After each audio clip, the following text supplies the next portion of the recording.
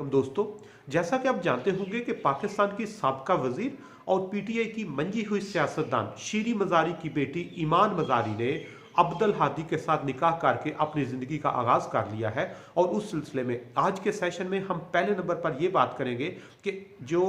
ईमान मजारी और अब्दुल हादी की शादी है, इसके कुछ मुनफरिद पहलू हैं जिन पर शायद आज से पहले आप ना जानते हो, उनको हम डिस्कस करेंगे। दूसरे नंबर पर ये जो शादी हुई है, ये हमारी सोसाइटी के हवाले से इसका क्या लिंक है और इससे हम अपने बहुत सारे मसाइल से कैसे जान छुड़वा सकते हैं, मसाइल से निकल सकते हैं, उसके लिए हमारे पास बहुत ज़्यादा इसमें सबक है।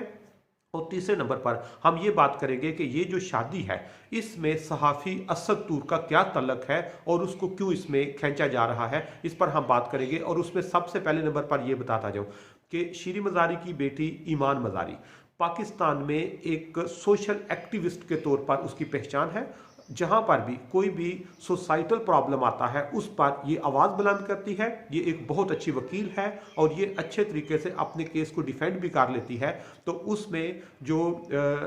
शीरी मजारी की बेटी है, जो बता रहा हूं, ईमान मजारी ने अब्दुल हादी के साथ जो शादी की है, इसमें सबसे पहले जो नुमाया चीज़ है, जो सबसे बड़ी और अहम चीज़ है, वो ये है कि ये शादी उन्होंने इंतहाई सादगी के साथ की है।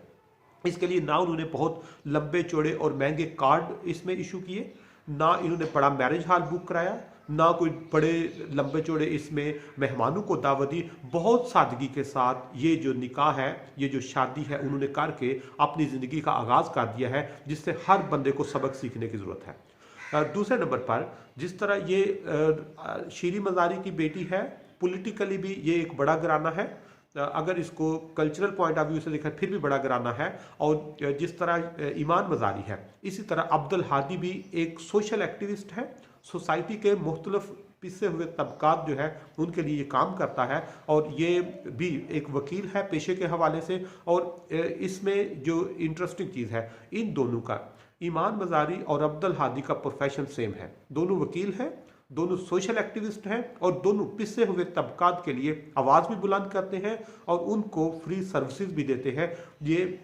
दूसरी इनकी शादी की खूबसूरती है कि ये दोनों प्रोफेशनल्स हैं और इससे यकीनन इन दोनों को एक बड़ी सपोर्ट मिलेगी। अगर ईमान मजारी का केस अब्दुल हादी डिफेंड करता है या अब्दुल हादी को ईमान मजारी डिफेंड करती है, तो यकीनन ये हमारी सोसाइटी के लिए एक बहुत अच्छा और एक अहम कदम होगा। तीसरे नंबर पर इस्लामिक पॉइंट ऑफ व्यू से देखा जाए, पाकिस्तानी कल्चर को देखा जाए, पाकिस्तानी सोसाइटी को देखा जाए, तो जो निकाह और शादी है, इसकी अपनी अहमियत है। और इसको उन्होंने बजाय इसके कि कोई और इसको वो कहानी को कोई और रंग दिया जाता, उन्होंने एक बड़े डिसेंट तरीके से निकाह करके अपनी ज़िंदगी का आगाज़ किया है, जहाँ से बहुत सारे लोगों को ये सबक मिलता है कि इस तरह वो अपनी ज़िंदगी को आगाज़ कर सकते हैं। इस शादी की आखिरी और सबसे खूबसूरत चीज़ ये है कि कल्चरल डाइवर्सिटी। ईमान मजारी ने मजारी कबीले से निकलकर एक नान मजारी के साथ शादी करना, ये एक बहुत अहसन कदम है, क्योंकि पाकिस्तान में अभी तक बहुत सारी शादियों में जो रुकावट है, उसकी एक बड़ी वजह वो रस्म व रवाज है, वो सोसाइटल वैल्यूज़ हैं, वो कल्चरल वैल्यूज़ हैं कि उन्होंने एक जो ख़ानदान है, अपने ख़ानदान से बाहर शादी ही नहीं करनी, जिस पे ना कोई मजहबी तौर पर पाबंदी है, ना कोई सियासी तौर पर पाबंदी है, ना कोई आपके कवानीन के मुताबिक पाबंदी है, लेकिन हमने ये पाबंदी बनाकर सिस्टम को बहुत स्लो कर दिया हुआ है। ये पहलू के साथ दूसरी साइड पर ये बताता जाऊँ कि पाकिस्तान एक अजीबोगरीब किस्म का कंट्री है, जहाँ पर इस वक्त अगर पाकिस्तान के स्टैटिस्टिक्स को देखा जाए, तो आज से 20-25 साल पहले शादी की उम्र जो 20 से 30 साल होती है, 20 से 30 साल की पाकिस्तान में 50% से कम खवातीन थी जिनकी शादियां नहीं हो सकी। और इस वक्त 2023 के नंबर देखे जाए, अगर आप 2023 का डेटा देखें, तो ये बताता है कि पाकिस्तान में इस वक्त 65% 65% खवातीन ऐसी हैं जो 20 से 30 साल की उम्र में हैं, लेकिन उनकी शादी नहीं हो सकी, क्योंकि 20 से 30 साल पूरी दुनिया में शादी की आइडियल एज होती है। वो बायोलॉजिकल पॉइंट ऑफ व्यू से देख लें, वो सोसाइटल पॉइंट ऑफ व्यू से देख लें, वो आप सेहत के हवाले से देख लें, वो फर्टिलिटी के हवाले से देख लें, या किसी भी तरह देखें, तो 20 से 30 साल शादी की आइडियल एज होती है। और इस वक्त पाकिस्तान में 65% खवातीन ऐसी हैं जो 20 से 30 साल में है लेकिन उनकी शादी नहीं हो सकी और शादी के इंतजार में है, और वो जो लेट हो रही है